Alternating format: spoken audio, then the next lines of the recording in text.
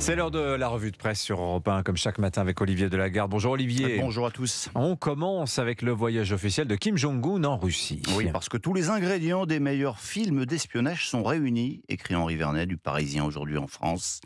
Un train blindé à l'épreuve des balles explosifs, si lourd qu'il ne dépasse pas les 60 km/h, roulant des dizaines d'heures selon un itinéraire secret, où sont servis des homards et des vins français pour aider les occupants de ces luxueux wagons à passer le temps. On imagine effectivement l'ambiance. Un train qui achemine l'un des plus éminents dictateurs du monde à son rendez-vous dans un lieu secret avec un autre dictateur. Alors la rencontre entre Kim et Poutine a finalement eu lieu tout à l'heure. Christophe Lamar nous le disait au cosmodrome de Vostochny. Pourquoi cette rencontre, Olivier ? Eh bien, Moscou, un expert résume cela très simplement au Figaro.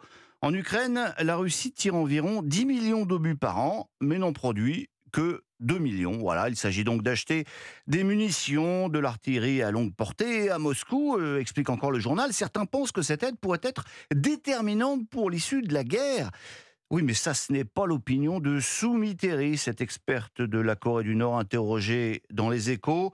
Elle est surtout atterrée. Voir Moscou être obligé de se tourner vers la Corée du Nord, 198e économie mondiale, incapable de nourrir son peuple, montre une forme de désespoir du côté russe, affirme-t-elle, et d'ajouter que, plus que ces munitions, le plus inquiétant dans cet accord est plutôt ce que la Corée du Nord pourrait récupérer dans l'échange. Ravi d'être soudain sollicité, le régime de Kim Jong-un va négocier avec Moscou la livraison de technologies pour ses différents programmes nucléaires. Et Vladimir Poutine peut ainsi montrer à Joe Biden qu'il est aussi capable, en aidant Pyongyang, de déstabiliser la péninsule coréenne. Oui, en fait, ce que l'on comprend dans tout ça, Olivier, c'est que la Russie est loin d'être à genoux. Non, effectivement, c'est la mauvaise nouvelle du jour à la une des Échos, l'étonnante résistance de l'économie russe, c'est le titre de la tribune que signe Benjamin Kennel.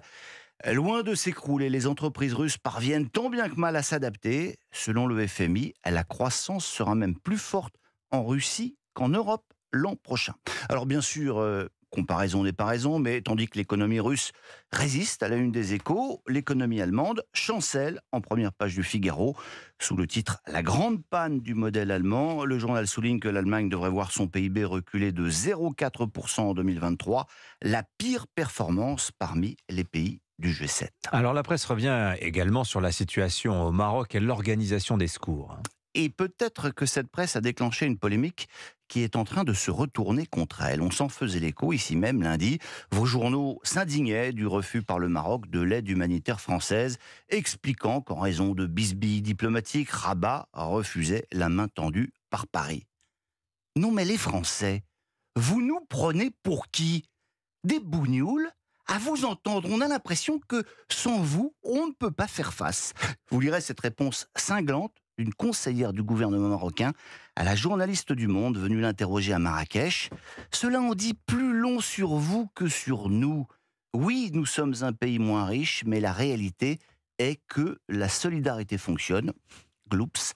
Alors l'Élysée a-t-il lu ce papier de Raphaël Baquet ? En tout cas, dans la soirée, Emmanuel Macron a posté une vidéo pour dénoncer des polémiques qui n'ont pas lieu d'être. Alors pas de polémique en revanche sur la situation en Libye. Non, c'est même un silence assourdissant de la presse sur le sujet. Libération, elle seule, a consacré sa une à cette catastrophe dont Vincent Hervouet nous parlait tout à l'heure. 2 barrages ont cédé à la pression de pluie diluvienne.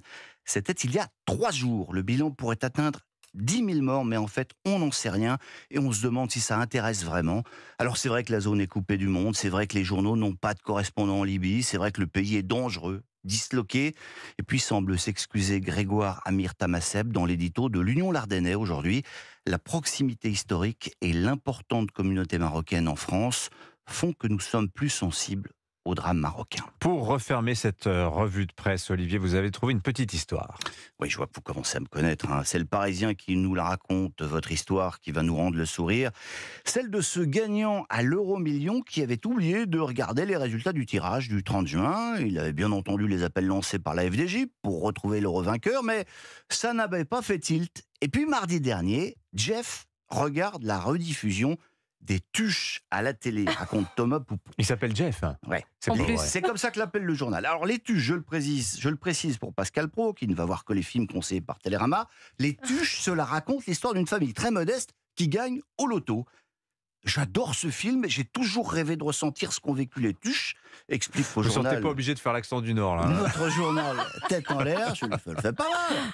Et là, j'ai repensé au ticket qui traînait. Oui. Il file chez son buraliste. Il faisait 40 degrés dans la pièce, mais j'avais froid. Je tremblais. Boum, 1 million. C'est une sensation que je recommande à tout le monde. Ouais. Alors, vous voyez venir la chute, évidemment.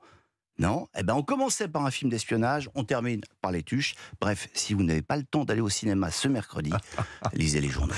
Formidable. Merci pour cette magnifique chute, Olivier de la Garde.